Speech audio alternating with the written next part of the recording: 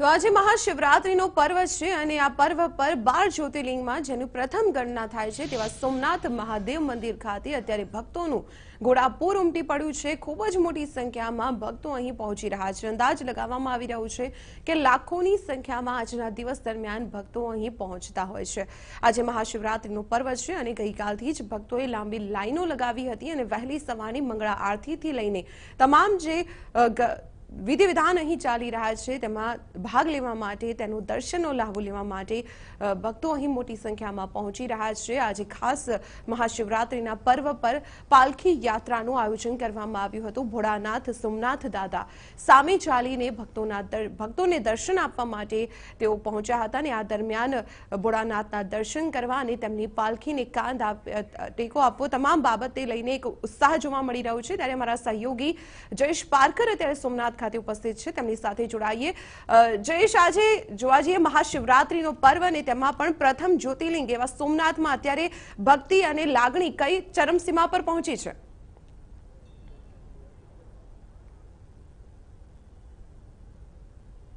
બિલકુલ દીપાલી, અત્યારે જે માહોલ છે તે પૂરો શિવ ભક્તિમય માહોલ છે અને ખાસ જો વાત કરવામાં આવે તમામ કાર્યક્રમો સંપન્ન થયા છે અને હજુ પણ જે ભક્તોની ભીડ છે તે આપને ખાસ બતાવવા ઈચ્છીશ। જે મંદિરનો મુખ્ય પ્રવેશદ્વાર છે ત્યાંથી આ તમામ ભક્તો અહીં કતારબદ્ધ ઊભા છે અને ધીરે ધીરે તેઓ આગળ વધી રહ્યા છે। સવારના 4 વાગ્યાથી લઈને અત્યાર સુધી હજુ પણ આવી જ હકડેઠઠ ભીડ જોવા મળી રહી છે। હર હર મહાદેવનો નાદ સાથે સૌ કોઈ અહીં આવ્યા છે અને મહાદેવનું નામ ગુંજારિત કરી રહ્યા છે। હાથમાં ગંગાજળ, પુષ્પની માળા અને બિલીપત્ર લઈને સૌ કોઈ મહાદેવની એક ઝલક મેળવવા માટે આ મહાશિવરાત્રીના મહા અવસરે આવ્યા છે, કારણ કે આજના દિવસે મળનારા આશીર્વાદ એ મહા આશીષ કહેવાતા હોય છે। ભક્તો સાથે પણ આપણે વાત કરીશું। જી, આપ ક્યાંથી આવ્યા છો? જુનાગઢથી। અચ્છા, કેવી અનુભૂતિ થાય છે અહીંયા આવીને? અહીંયા આવીને તો બહુ સારું લાગે છે। હા, આપ શું કહેશો? પાલિતાણાથી આવું છું। અચ્છા, કેવું લાગે? અહીંયા આવીને તો બહુ મજા આવે છે। આપ બોલો। મોરબી। અચ્છા, કેવું લાગે? સારું બહુ। જામનગર થી આવી હતી, 11 જ્યોતિર્લિંગ ના દર્શન કરીને આવી છે ને 12મી જ્યોતિર્લિંગ છે અમારા માટે આજે। એકદમ સરસ લાગે છે। આખો જામનગર થી અમારો પ્રવાસ છે, 30 જણાનો બસ લઈને મુસાફરી કરવા ગયા હતા। બધું સરસ લાગે છે। સારું છે સોમનાથ, એકદમ બેસ્ટ, સારું, મહાદેવની કૃપા।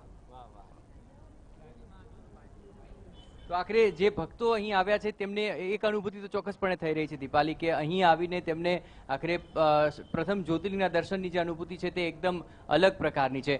પરંતુ આજે જો વાત કરવામાં આવે, પાલખી નીકળી હતી ત્યારે પણ અનેક ભક્તો તેમાં જોડાયા હતા। આ ઉપરાંત ભગવાનને જે પ્રથમ ધજા અર્પણ કરવામાં આવી ત્યારબાદ અન્ય ભક્તોએ પણ અહીં અત્યારે ધજા પૂજન કરાવી રહ્યા છે અને ત્યારબાદ તેઓ ભગવાનને ધજા અર્પણ કરશે। ટૂંક સમયમાં જ જે અહીંના વેરાવળ સિટીથી આખરે એક શોભાયાત્રા નીકળી છે તે પ્રસ્થાન કરી ચૂકી છે અને તે પણ આ મંદિર પરિસરની અંદર ટૂંક સમયમાં અહીં આવી પહોંચશે। આ ઉપરાંત અહીં જે બપોરની આરતી છે તેની સૌ કોઈને આતુરતાથી રાહ છે અને ખાસ કરીને અહીં જે સ્ક્રીનની અંદર આપ જોઈ રહ્યા છો કે